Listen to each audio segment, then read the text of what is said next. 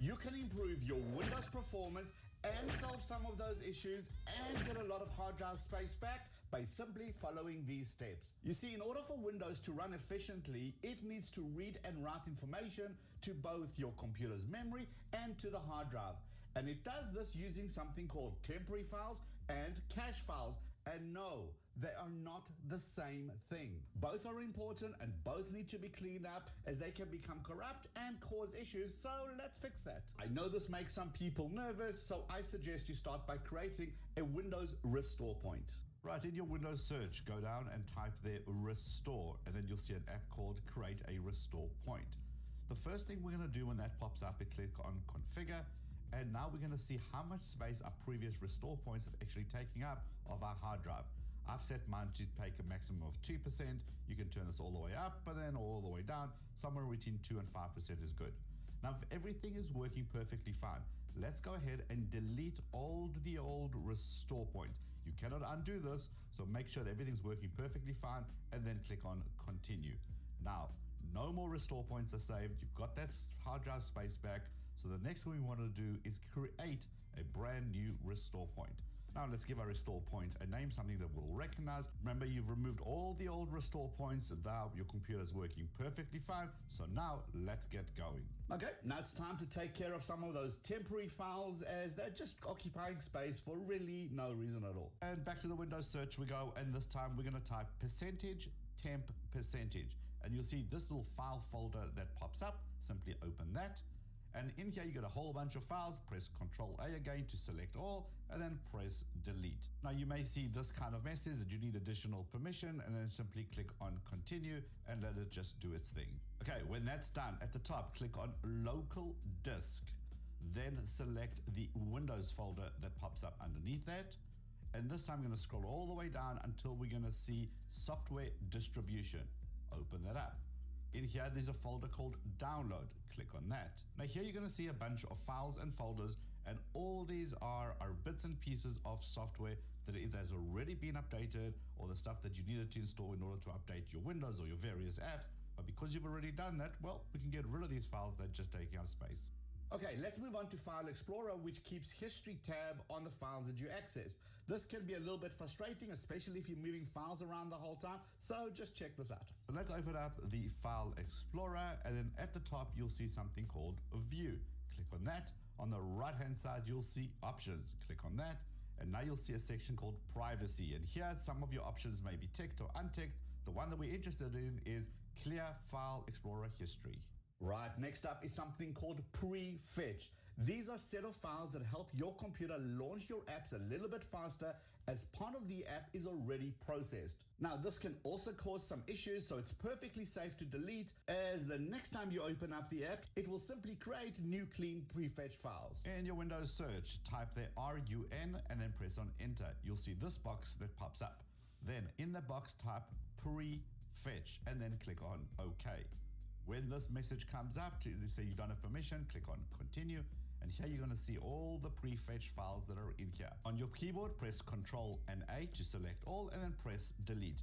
You'll see a couple of these that pop up. Simply skip over them. It means you cannot delete them because they're currently in use. The rest can be gone. Now, it's obviously much safer to install apps using the Microsoft Store instead of just getting these off some random website. Sometimes the Microsoft Store itself can be slow and sluggish, and it turns out there's a utility that's actually built into Windows to reset the store and flush out the cache. Back to the Windows search we go, and we're going to type there CMD. You will see command prompt. Right-click on that and then run as administrator. Now, when this pops up, type there ws reset.exe and then press enter. Now, it may look like it's not doing anything for a bit, but then the Microsoft Store actually pops up showing you that it's been reset. And as you can see, when you click through it, it's actually much more usable and then much less sluggish than before. And since we've still got the command prompt open, let's go in there and type ipconfig //flush DNS and press enter. What this does is that it clears the DNS entries from your local cache and perhaps resolve some of those internet issues too. But what happens if you're still having issues or you simply don't want to keep doing these steps yourself? Then you need to download System Mechanic from Iolo, who is today's sponsor. It's like having your own personal tech mechanic inside your Windows computer that is proactively fixing and optimizing your computer using artificial intelligence. It even works on Windows 7 right up to Windows 11 and runs natively on 64-bit machines. I mean, just check this out. Firstly, it does a massive scan and identifies all the areas that it can help with. Then it allows you to repair those items. I especially like the fact that it can repair registry issues. Those are typically finicky for you to manually deal with. Next up, it scans your network looking for devices that could have some security vulnerabilities. It even looks at Bluetooth connected devices to ensure that the devices that need to be connected are, and nothing is actually spoofing the network or the data that you share out there. Now, when I fired up Real-Time Boost, it discovered that I should be minimizing the data being written to the hard drive, and with a simple tick, it fixed that for me. With Net Booster, you get the option to boost your internet setting and get a more stable and a more reliable environment without you manually messing around with the registry yourself. And with On-Demand Boost, your Windows get that extra oomph when you need it for those seriously hungry apps and games that demand much more out of your computer. I have a link in the description below, and you get a 60% off when you use the code LIRON. Whilst Windows tools are great, they're just not as comprehensive as System Mechanic, so definitely worth checking out whilst we continue to explore some of those built-in Windows tools. Now, Windows has a tool called Storage Sense that can automatically get rid of some of these files for you, but you definitely want to change some of the settings there. This time, we're not going to go to the search. We're going to right-click on the Windows icon and then choose Settings. Then choose System. Now choose Storage. Now this is the Storage Sense, and you'll see that Storage Sense can automatically free up space. Make sure that that is absolutely on, but click on Configure the Storage Sense now. And here you'll see, look, when do you want me to run storage space? You don't want to wait until you have low disk space. I like to run mine every week. You can choose yours to run every day. Temporary files, I want to delete my temporary files, make sure that's ticked.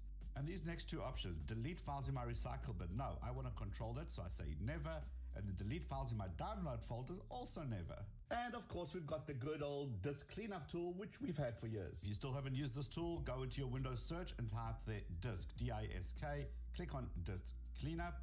The first thing I do is I click on the cleanup system files, and all you have to now do is go through each one of these line items. These are safe to be removed. Simply put a tick box next to each one of them, and the more data that you add to be removed, the more of your hard drive space you can actually reclaim.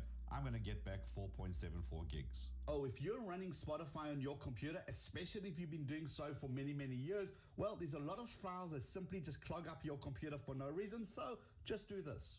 And back to the Windows search we go, and this time we're going to type percentage app data percentage. And then you'll see a folder that looks like this. Simply click on that to open. When that pops up, what we want to do is we want to click on the app data in the toolbar, and then we want to select local. And next up, you're going to see a whole bunch of folders. We want to scroll all the way down until we're going to see the Spotify folder. When you spot that, open that up. And underneath this folder, you'll see something called data. Click on that. All these folders in here can safely be deleted. Press Ctrl A on your keyboard and then press the delete. Here you'll notice that this sometimes gets stuck at 99% and doesn't let you continue. No problem, simply click on the X and close that down.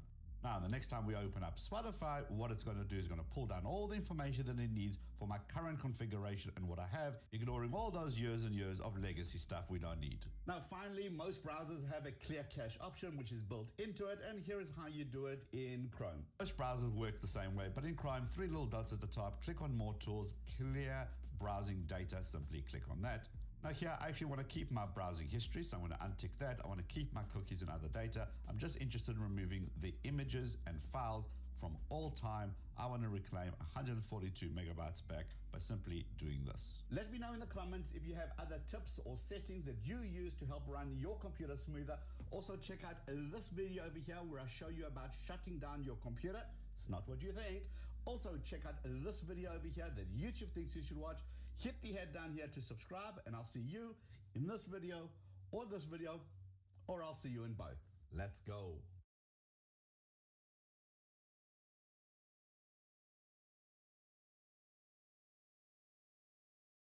What is this, Facebook, Instagram, Disney Plus? Windows 11 is a bloated mess. Today, we're gonna take care of that. Stay tuned. Okay, this is just ridiculous. So a couple weeks ago, I alluded to the fact that we were gonna do a video on debloating Windows 11. And you know, that video is today. I can't put it off any longer because honestly, Windows 11 is kind of bloated. It's no better than Windows 10, and in some respects, it's actually kind of worse. However, the way that we would debloat Windows 10 was through a script called the Windows 10 debloat script. And I've tried it on Windows 11, and it works, but doesn't work very well. So unfortunately, we need to update this procedure to be more relevant with Windows 11. And so today I'm going to show you how to use another program in order to debloat Windows 11. This program is called This Is Windows 11, and it's actually a pretty neat little program. So I'm going to go through the entire process and show you how to actually completely debloat a copy of Windows 11, which is something that honestly should have been done from the beginning. I'm not sure what Microsoft's obsession is with bloating down their operating system, but at this point, it's starting to seem like the entire operating system is sponsored by Facebook and Instagram. And what is Clipchamp? I don't know what it is with modern versions of Windows, but it seems like with every version, it gets worse and the operating system is turning into just some big billboard that manufacturers can sell ad space on. And they're not even trying to hide it anymore. So today, I'm gonna show you how to clean it up, give yourself a nice slimmed down, light version of Windows 11. So without further ado, let's get on the computer and I'll show you how to do it. Okay, so this is a fresh copy of Windows 11 here. As you can see, nothing has been changed at all. It's just been set up and it has all the most recent updates installed. And if you look here, I mean, what is this? We got Facebook, we got Instagram, we got TikTok, we got Prime Video, and then Clipchamp, whatever that is. We got Spotify, Disney Plus, the Xbox. This is all just garbage and we don't want it in Windows. Or you know what? Maybe you want some of it, but that's okay because the way I'm gonna show you how to do this, you can keep what you want and get rid of what you don't. So the first thing that we're gonna do is we have to download this program called This Is Windows 11. And I already have this downloaded, but I'll go ahead and leave a link in the description so you can download it yourself. But once we fire this program up, as you can see, at the beginning, it just shows essentially the home screen is nothing more than just a rundown of what Windows 11 is. It allows you to kind of go through and teaches you about Windows 11. So this will show you kind of just an overview of Windows 11. And as you go through, it'll show you all the new features in Windows 11. You know, I'm not even sure why this is even in this program, but I guess it gives a little bit of benefit. If you want to know some of the new features in Windows 11, you can scroll through this and see for yourself, but I'm not going to waste any more time on it. Okay, so the first thing we want to do is skip all this stuff. We want to go down into the System tab, which is right here on the left. And once we click on System, you'll see that we have the current build of Windows that we're currently using. So if we hit the little plus right here, it'll break this up into different categories of personalization, system gaming. These are just tweaks that we can make to the operating system itself. And some of them are actually pretty beneficial. If you go in here, this will, apply different themes or different operating system tweaks and stuff like that. What we can do is we can actually come down here and hit the check button and it'll go through and it'll check for all the things that have already been set. And as you can see, the ones that have been unchecked here are ones that have already been done to this operating system, which apparently are ones that are done by default because literally the only thing that I've done to this operating system since installing it was change the theme to the dark theme. And you can see here the use Windows dark theme has been unchecked here, but like the fax printer, haven't messed with that at all. The Microsoft Teams on startup, haven't messed with that at all. So apparently some of the defaults in Windows may have changed since this program was made. But if you go through here, you can actually select different things that you want to enable or disable. Like for instance, we can disable the widgets and uninstall widgets. And by doing that, we just essentially check these checkboxes. What I have found that actually helps best in this situation is to come up to the top and uncheck this. It'll uncheck all the boxes, and then you can just choose the stuff that you want. So what I'm gonna do is I'm gonna disable widgets. I'm gonna uninstall widgets, and we can change the taskbar alignment if we want. I'm not gonna do that in this one. I'm gonna leave the taskbar alignment in the middle because I'm starting to get used to it. We can change to small taskbar icons if we want. We can hide the taskbar on multiple monitors. We can hide the search icon on the taskbar if we want. And this is one that I am going to check. So we can actually go through and we can check some of these, like hide teams on the taskbar, hide the view button on the taskbar. And we can also enable the Windows 10 File Explorer if we wanted to. And then we can also come down, we can hide the most used apps and start menu. That's essentially these right here. When it comes into recommended, it'll have some apps in here that are most commonly used. We can hide those as well.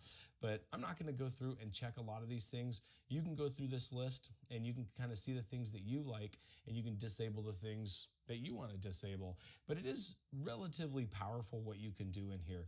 You can disable your game DVR feature. I mean, there's a lot of different settings that you can do on here that actually are pretty valuable. And then from privacy, you can actually disable the diagnostic data if you wanted to. You could, the connected user telemetry, you can disable these services. So a lot of the privacy things like we went over in the last video, we can actually do from here as well. We can uncheck compatibility telemetry, so the location tracking. There's a lot of different things that we can uncheck if we wanted to. Feedback notifications, suggested content and settings app. Yeah, absolutely, we're gonna get rid of that one. The Windows Hello biometrics. So a lot of these are privacy. And honestly, when it comes to the privacy stuff, I would recommend checking absolutely all of it, you know. If you haven't followed the video that I did last week, which if you did, most of this stuff is already gonna be disabled for you.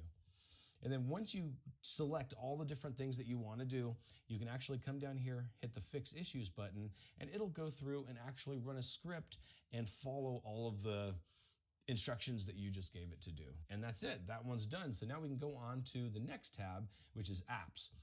Now in the Apps tab, this is where the majority of the debloating is actually going to take place. This is where we're going to remove a lot of the bloat apps that Microsoft includes in Windows 11. So let's get to doing it. Okay, so what I have found to be absolutely the best way to do this is to come over to the middle here and put Add All. And essentially it'll take everything out.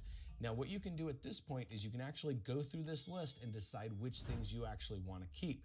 And there are some things that I do like to keep. Like for instance, I'm going to keep Paint. So from Paint, we're going to go over here and we're going to click on Restore Selected, and it'll take Paint out of the list of stuff to remove. And so you can go down through this list and decide which things you want to keep and which things you don't. I like to keep a lot of these video extensions, so we're going to go ahead and restore these things right here. And then I'm going to keep the Windows Photos app. And I'm also going to keep Windows Notepad here. We're going to go ahead and put that back in there. And then kind of go through this list, find out the stuff that you want to keep, and go ahead and put it back into the apps list over here. Once you have the list the way that you want it, you can go to the bottom right here and you can push Empty Recycle Bin. And then you have to also come and hit Yes to confirm that that's what you want to do. And at this point, it'll actually go through and remove all the apps that you had put in the recycle bin in the application. It'll take a second to do. If you're removing a lot of these apps, then it's going to take a minute to remove them. Also, once it goes through that entire list, some apps are actually going to be dependencies for ones that you chose to keep. So it's not going to be able to remove all of the apps. And once it gets to the end, it will actually add the apps that it didn't remove back into the installed side. So you can at least see which ones it didn't remove. Okay, so just like I said, you can look here and you can see that a lot of these things are actually put back, like Windows Search and the Start Menu Experience Host. You know, apparently those ones were ones that it was unable to uninstall. So once this is done, we can move on to the next setting, which is Packages. In the Packages setting, this really isn't for debloating Windows. This is more for installing applications that you use most often, like Google Chrome or 7-Zip and things of that nature. So if you want to install these applications, you can use this section to do it, but unfortunately, I haven't been able to get this section to work. I tried over and over again to actually get this section to function, and unfortunately, it just didn't work. So there are other alternatives that you can use to do unintended installs. Like Inite is a really good way to be able to install multiple applications that you use all the time on many systems. I actually have a package that I put together of common applications that I install on new systems for customers, and I'll go ahead and leave a link to Inite in the description below, and you can use that to put together your own software packages. And unfortunately, you won't be able to do it from this application unless you can get it to work. If you can get it to work, then send me a message and tell me how you did it, or leave it down in the comments below, because I'd really like to know. Okay, so like I said, I haven't been able to get this section to work, but if it did work, then it would actually be kind of handy, but that's okay. We're gonna go ahead and move on to the next setting, and that's the automate setting down here. So once you click here, these are some automated tasks that you can do kind of at the very end. So you can remove default apps, remove default recommended apps. You can remove OneDrive, which we're gonna definitely do. We can update some of the store apps that we have installed, or we can also change to ultimate performance mode. These are actually relatively random automated tasks that you could do. We could disable privacy services if we wanted to, and we can remove telemetry from third-party apps. This would be like Google Chrome and Mozilla and things of that nature. We can also clean up windows as well. So once you select the ones that you want from here, you can actually come down here and we can click on Apply Selected, and then go ahead and hit yes, and it's gonna go through and it's gonna run this on, it's gonna go through and run each one of these automated tasks as it goes through this segment. You might get asked some questions here. If you do, just go ahead and answer them respectively, like do we want to enable the ultimate performance power plan? Well, we did check it, so yes. And we go ahead and hit okay. Go ahead and okay, and then that should finish off everything that we're gonna run. So I'm gonna go ahead and close this program now, and as we can see, there's a lot less icons down here at the bottom, and then we open this up and there's a lot less in the list right here. In fact, we're not 2 pages anymore, we're only a single page. But as you can see, there's still a lot of garbage in here. We still have a lot of these more advertising apps like Facebook, Instagram, TikTok, and Prime Video. And unfortunately, this program doesn't remove those from the list. So what you have to do is you actually have to right click and hit uninstall on each one of these once you get that script finished. And this is a little tedious, but you can actually go through here and uninstall all these at your will whenever you want. And then if you don't want to uninstall them all, then you can keep some of them. But I'm going to get rid of all of them. So we're going to go through this list here and get rid of all those.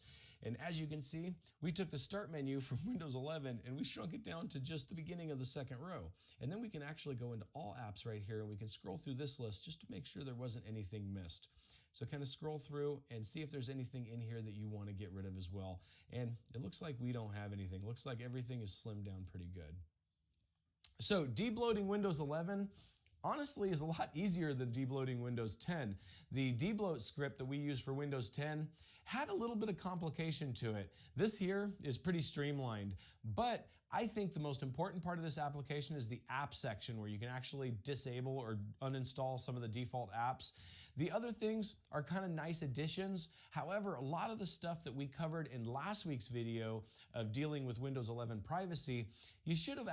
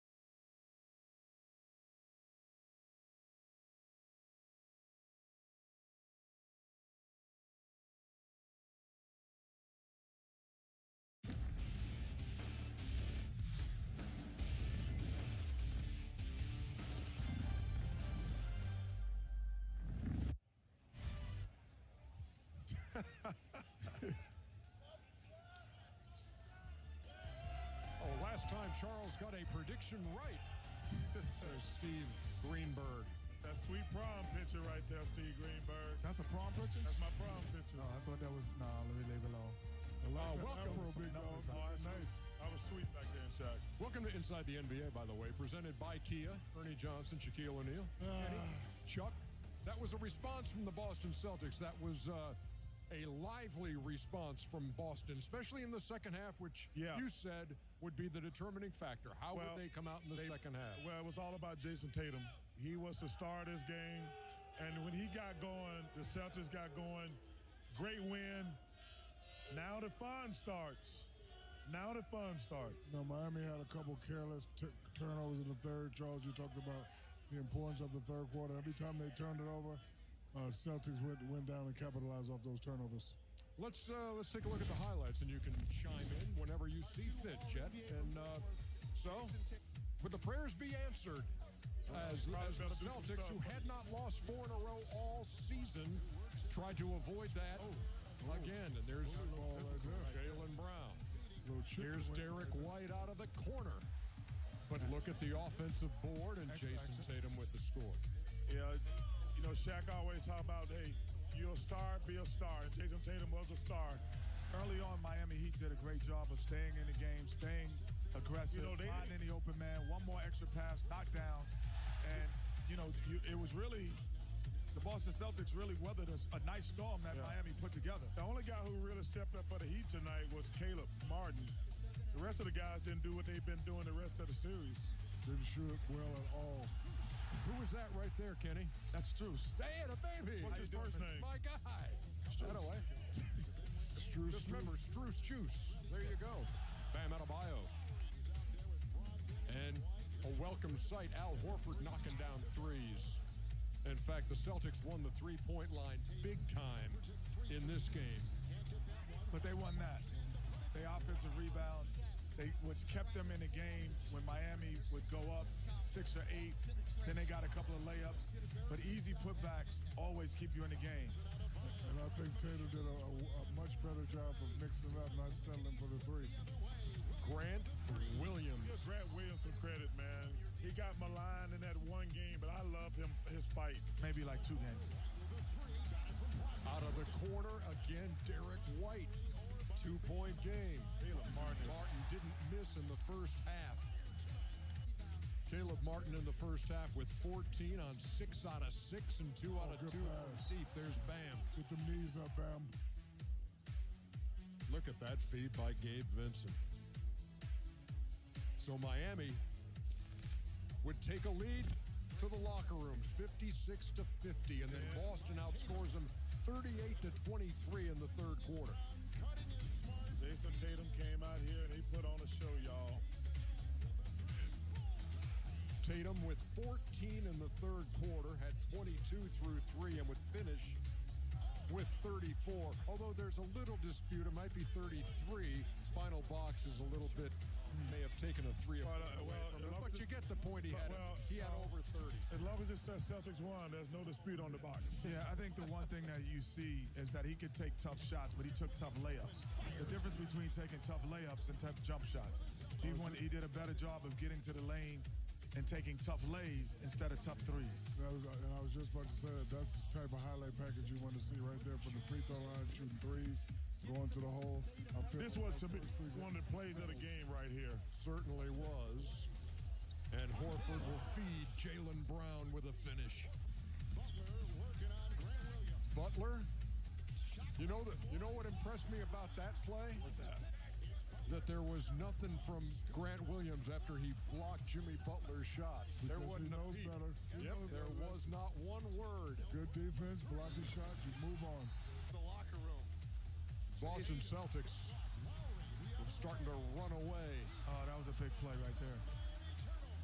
Could have cut it, 89, 90 with a 100, 11, cut it to 11, but he jumped out the ceiling, Ernie. Robert Williams. Bam, kicks it away. Another turnover. Marcus Smart telling them to run. Oh, hell of a Euro. And the foul. How about How about 16 Miami turnovers for 27 Boston points? So Boston plus 13 in that department in this one, and plus 33 from deep in this game. And you add up those numbers.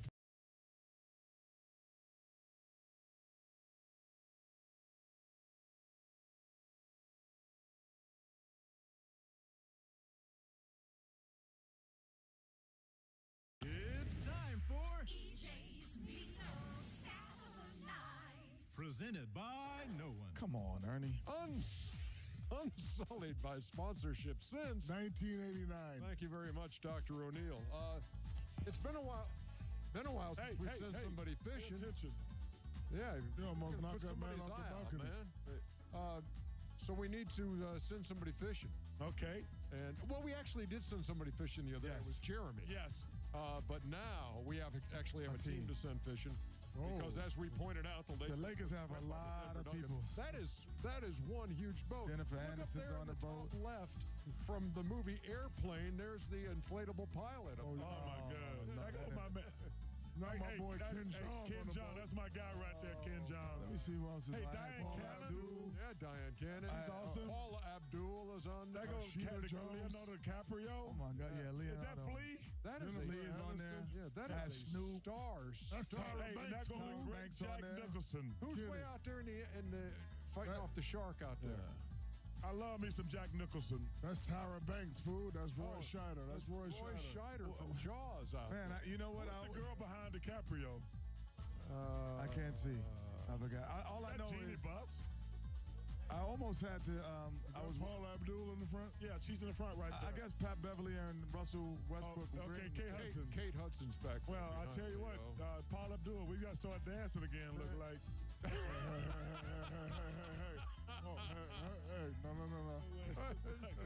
No. She used to be my next door neighbor. Don't do that. She used to be your next Yes. neighbor. Yeah. I have a. do that. There's a story. Come on, man. Shaq used to go. Talk Straight about up. Paula again. Hey, I didn't talk about Paula. You did. Say something else about Paula. Say something else about Listen, Paul. you can't fix your mouth to go. You can't say Paul Pierce. You can't say. You can't. So she was your neighbor. Yes. Yo, tell us the Oh, story. you told us Stevie Wonder was your neighbor. No, that was in his building. Then when he had Why the don't you tell house. that story again? Hey, Stevie Wonder walked the elevator. Hey, Shaq. He did. He didn't. He can't Maybe he sing. heard your voice. Man. No. He No. just. No. But he also, Paul I'm not Abdul gonna said he used to be a You're noisy not gonna neighbor. tell that lie again, are you? I heard. Were you a noisy neighbor? I'm already in the elevator. I'm not saying nothing. Oh, And Stevie Opens Wonder up. walked in and said, "Hey, Shaq." No, he said, "Hey, Shaq, what's up, my brother?" How did he see you? Oh, that's somebody screamed out, "Shaq never lies." I'm just saying. Shaq lies. I'm just saying. Stevie, what's up, brother? Hey, I love Stevie Wonder, but there's no way he walked in that elevator and said, "Hey, Shaq." Tweet me, brother, and confirm the story. Tweet me. 10560 Wilshire Boulevard. Oh, sorry. Yeah, I just gave his address. Sorry. Yeah, you worse than him. Hey, Kenny. I think the show has run its course, as a matter of fact. Yes, because we thought it was going to be the last night. Underdog working over. Yes, he is. Sure is. I told you, underdog. Do like Roy Green. Ask them all out. Want to say yes. So Paula Abdul was Shaq's neighbor, straight Yes, up. he was a noisy neighbor. If you ever say something crazy about Paula, these hands on you. See y'all Thursday. We'll be in the town for Game 5. See you.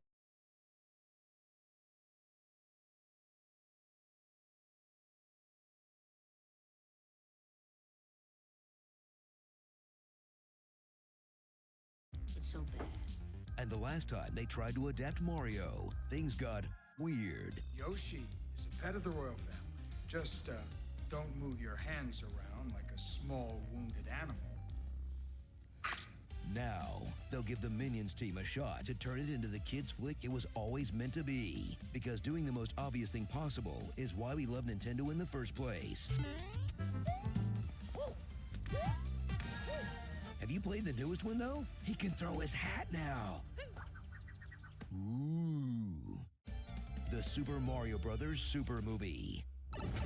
Say hello to Mario and Luigi, the original Super Mario Brothers. We're the Mario Brothers, and plumbing's a game. We're not like the others who get all the fame. Now say goodbye, because Luigi spends the whole movie as a hostage. You will all be ritualistically sacrificed! Mario! Watch Comic Dynamo Charlie Day hang out in a cage waiting to be rescued, while funny enough Chris Pratt repeatedly bails him out of trouble. Blue! Mario! It's true what they say. It's not easy being Day. Kick me around, I'm like probably the weirdest guy in the universe, you know? Probably even weirder than someone from Saturn. You loved him as Andy Dwyer in Parks and Rec. So now we're stuck with Chris Pratt for all eternity. Watch the Chris, most likely to do his own research, reprise his trademark role as a lone human bouncing around an alien world listening to dad rock as he becomes Mario, an icon to both Italians and gamers, because he's a hero who still lives at home with his mom. He'll join up with Peach, an honest-to-goodness toilet baby, who was flushed into the Mushroom Kingdom one day and somehow became the mother of fungus. She grew into a princess who's on board with the concept of monarchy, but won't accept a marriage to save her kingdom because she can't shake her mean case of human savior syndrome. My toads! I will not let him hurt you. He's not important! I'll never let anyone ruin this. Well, excuse me, princess. There's a million toads and only one of you. Get a grip. And along for the ride are Toad and Donkey Kong, portrayed by two comedians whose voices are so unique, they must be used in everything forever. Easy, buddy. Standing in their way is Bowser, who asks us to imagine, what if Jack Black was himself? I'll make you mine! He's got a fiendish plan to go viral on TikTok. Peaches, peaches, peaches, peaches, peaches. And with the Tenacious D frontman now part of Star Wars, Nintendo, and Weird Al universes all in the same year, can every other franchise be far behind? I get to wake up every morning at 5 a.m. Make some soup. It's the best. Love it. Sometimes you got to make some love. So grab the children, for which this was clearly meant for. Enjoy the action that feels like watching someone else play a video game.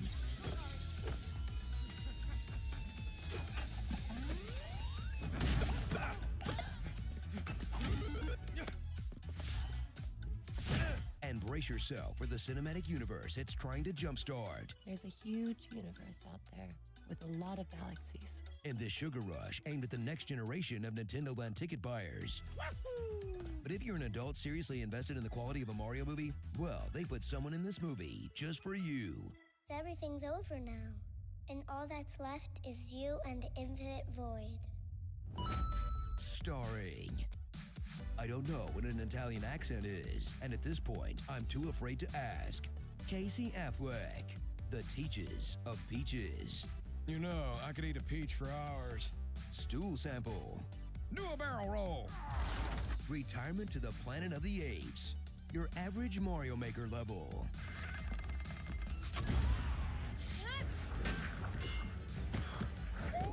The character formerly known as Look It Up. And Einstein-Rosen bridge. Thanks, Thor. What you seek, it's a bridge. Like an Einstein-Rosen bridge? More like a rainbow bridge. Microdosing. And more slow-mo than Zack Snyder directing a Max Payne movie.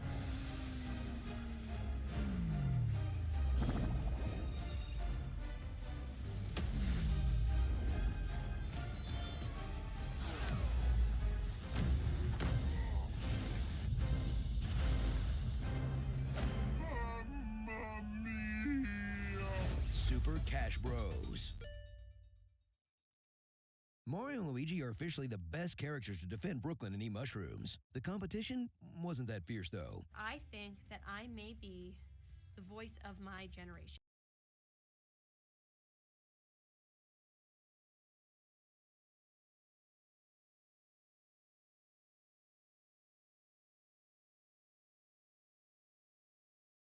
Now, in one of our earliest and most popular videos, we took a look to see if we could externalize a graphics card with a simple PCIe riser. And the results of that video was that you could actually do it quite fine, particularly if you're using a low-spec graphics card. But one of the most common questions we got in that video was, would it actually work with a laptop? Now, the answer to that at the time was no, and that's because the PCIe riser that we used was actually built for desktops. But there is another way, and today we're going to show you how to do it. So like many of you out there, we own an old laptop. Now this is my personal laptop. It is a pretty old unit that somebody gave me about 2 years ago, and I generally still use it because it just works. Now I tend to do just internet things on this, watching YouTube, stuff like that, but it'd be really good if we could actually get it to game. Now unfortunately the specifications don't actually warrant it. This is a HP 650 and it is home to a 2nd gen i3 processor, 8 GB of DDR3 RAM, and a terrible integrated graphics, which is the Intel HD. Now it really isn't good for gaming, and a lot of these laptops weren't because they were never actually designed for it. They were designed for just general home use, and if you wanted to game on a laptop, you had to pay a premium to get a proper gaming laptop. We have installed some games on this system just to give it a bit of a test, and we got some great examples there. When trying to play Stray, we get error messages because the Intel graphics in here don't actually support the APIs required, but it does start games like the 2013 version of Tomb Raider. The problem with that is it actually performs terribly, getting around about 24 frames per second, even on the lowest settings, running in near 720p resolution. But can adding a DIY external graphics card to this give it a little bit more life and get it gaming? To find out, we'll need some parts. Obviously, we will need the laptop, and there is a little bit of a requirement on this. It needs to have a mini PCI Express port. Most laptops come with these, and they're usually filled with your Wi-Fi card. So if you are going to do this, you're probably going to have to remove that and use a cabled network instead. The other components you will need will obviously be a PCIe riser. Now this is one that is specifically built for laptops. It has your 16 times PCI Express slot on a little card that has external power, and then a little card here that goes into a mini PCI Express slot. Now, if you remember on the last video, and if you didn't watch it, we'll link it at the end so you can catch up. This had a normal PCI Express 1 times, which went into the slot on the motherboard, but this one will obviously fit laptops. You'll need one of these and they don't cost that much. So for this specific model, you'll pay around £5 for it. The next thing you will need is obviously a power supply. Now this is a power supply that we've had for a while. It is a Cooler Master 500 watts, and we've actually modified this unit. We've removed all the cabling into it, so we've just left with a couple of, well, we have a Molex, we have a SATA port, just in case we need to power something else, and we have a 6 to 8 pin PCI Express connection. We don't need any more than that for this, and we've also rigged it up so the power supply will come on with the switch on the back. Now normally if you are using a normal power supply for this, you will have your 24 pin connection, and you will need to actually jump the cable to get the power supply running, and this actually plugs into the riser card and it gives that power. Now if you are going to use a graphics card that requires additional power, which is the plugs on the graphics card itself, you could get away with obviously using the pigtail here, or you will want a power supply that has more PCI Express connections to it. So it's worth making a note of that if you're going to be doing this, because you'll need the right power supply to do it. Last but not least, you will need a graphics card, and for that we've decided to just try this out with this one. Now this is a GTX 750. It was a card that was donated to the channel. It's not exactly great, but it should be way more powerful than what this laptop has in it. So if we're going to see a difference, this will actually show it. It's not exactly supported by NVIDIA anymore, and I'm not 100% sure what brand this one actually is. It works perfectly fine. We've given it a few benchmarks in the past. It does have a single slot, even though the card is a dual slot in size, which can get a little bit annoying at times.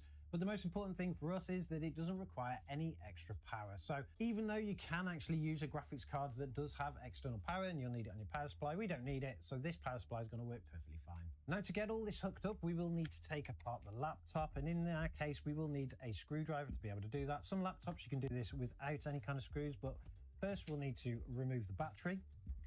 Then we need to take this panel off here. We can do that by simply just taking out that screw there. We'll put the panel over there for now. And then we can see inside here we have a little mini PCI Express. It is taken up by our Wi-Fi card, so we'll need to remove that. And that's easily done by just taking out that little screw there, popping the card up, and then sliding it out. Disconnecting the Wi-Fi wire, and we'll just tuck that into the system there because we don't want it to get in the way of anything. And then we'll need to install our card.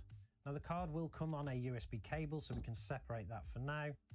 And we'll want to install the card just like this. The actual adapter that we've got here, we have removed the plastic off the top so that it actually sits down a little bit better inside the laptop. If you buy these, you will actually come with a bit of a plug there, so you need to make sure that you've got space enough to actually fit the cable in. And then we'll pop the screw back in just to make sure it's super secure.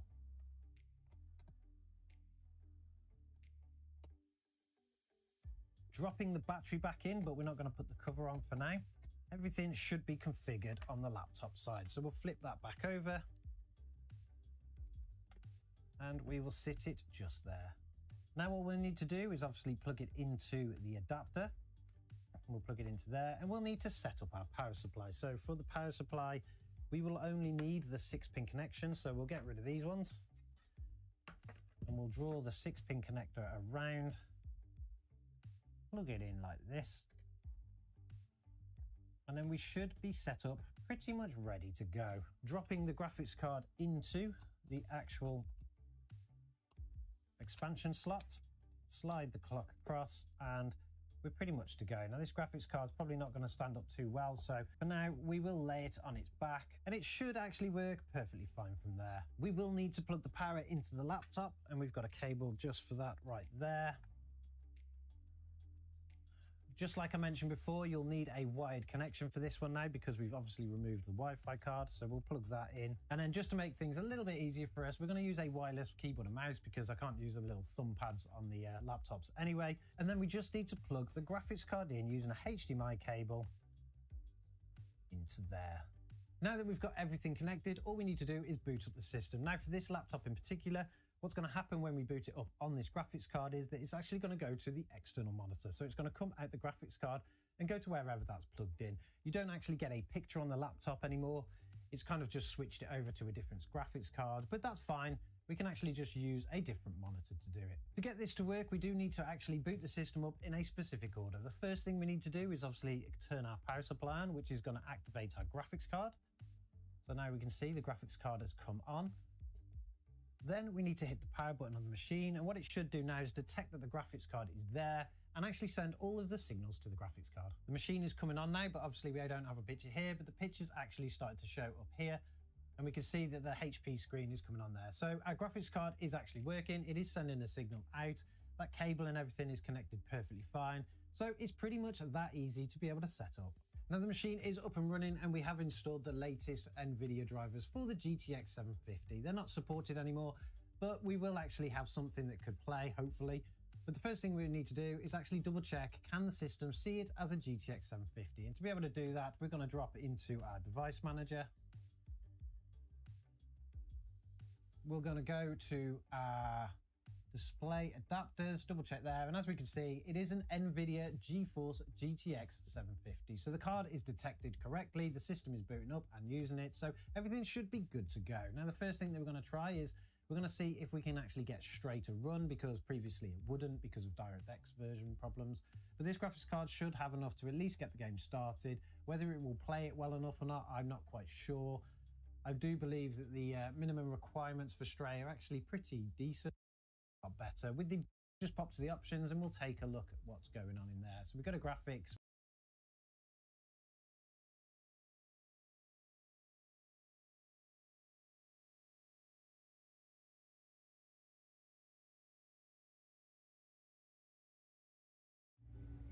Sometimes our paths in life are set to collide. We just don't know it. Diablo 4 is the next entry in Blizzard's iconic and highly influential action RPG series. While each Diablo game has had its own impact in the industry at large, with Diablo 2 popularizing the genre abroad and Diablo 3's real money marketplace not forgotten, Diablo 4 moves towards modernization. Adopting mechanics found in MMORPGs, the world of Sanctuary has changed in some surprising ways. While Blizzard has shown off world event quests and world bosses, which feel oddly similar to Smilegate's Lost Ark, the developer has gone a step further to change how some pivotal systems in the series have worked. And some of these quality of life improvements have perhaps made the biggest splash in how players can approach their endgame builds. Here are some of the most significant changes we found in our hands-on experience with the Diablo 4 beta. Are you out of your mind? He's not going to make it. He has to. Blessed Akarat, my eternal light protects me. No longer do players need to rely on RNG to add sockets to their rare or legendary items. Instead, with the right amount of gold and materials, the occultist can add sockets to your weapons, armor, and accessories. Before, players would need to re-roll one of the stats on an item for a chance at obtaining another gem socket. Those unfamiliar with the Diablo series may be wondering why this is such a huge quality of life improvement, but gems allow for players to add specific increased stat to an item based on the gem they are socketing in. Players can stack these stats through multiple gems being put into multiple pieces of gear, which result in min-maxing stats for the true endgame builds. Now that this element is no longer entirely random, players can immediately work on crunching those numbers and working towards their endgame build of choice. This is the story of their downfall. This is where the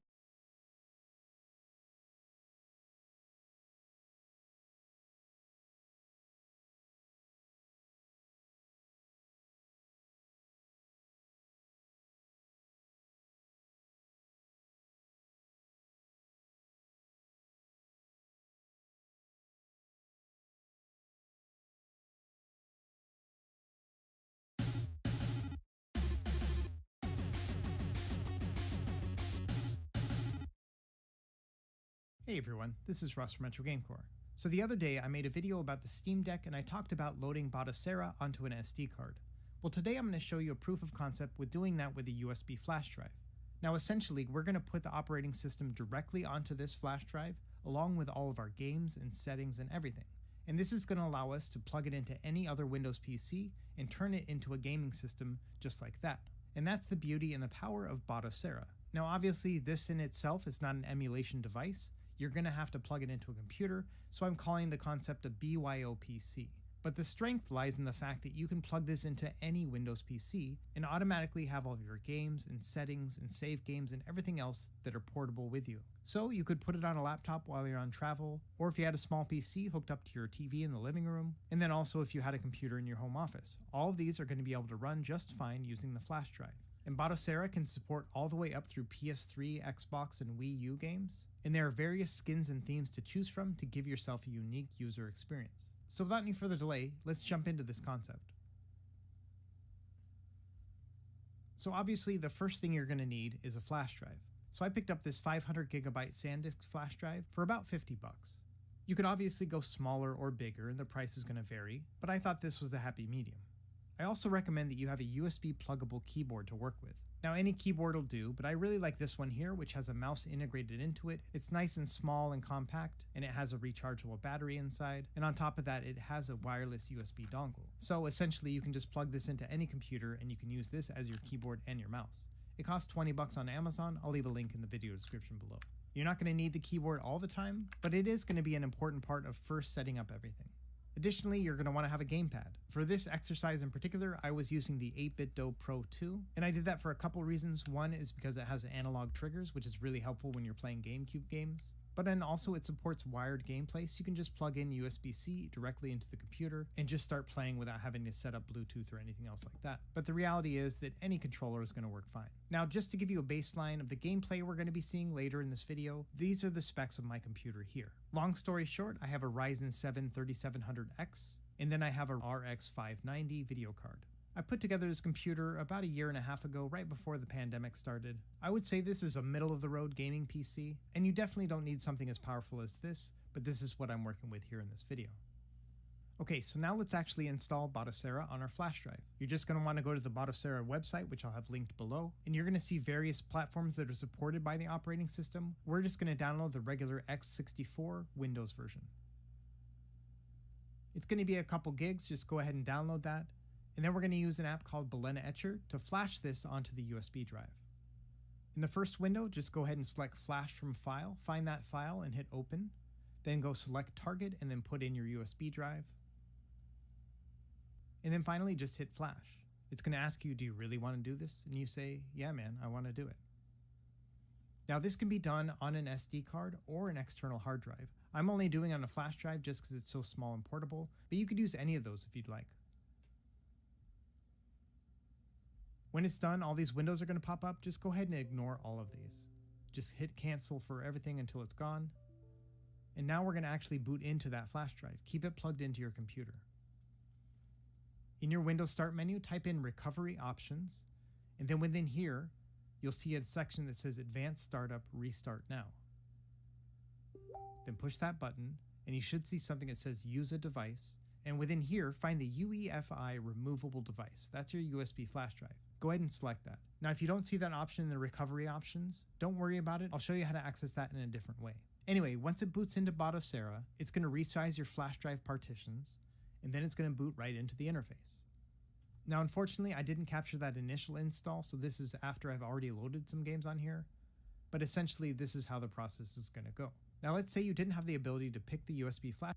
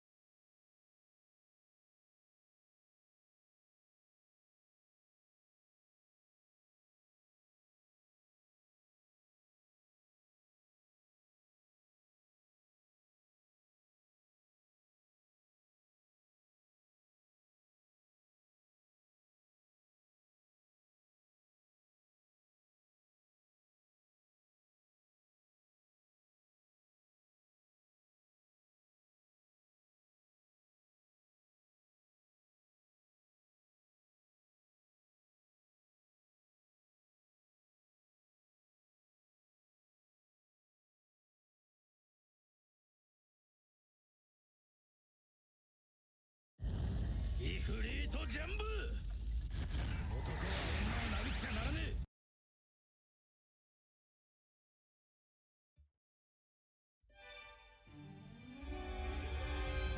魔人の一撃、サンジ対クイーン。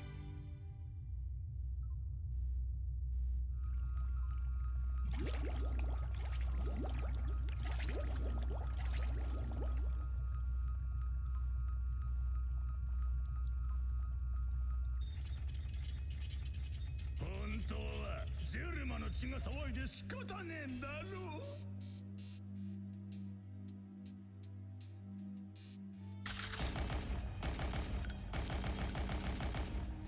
怪物でいいんだ。戦争にさえ勝てればな。我が子にこそその最たる力を与える。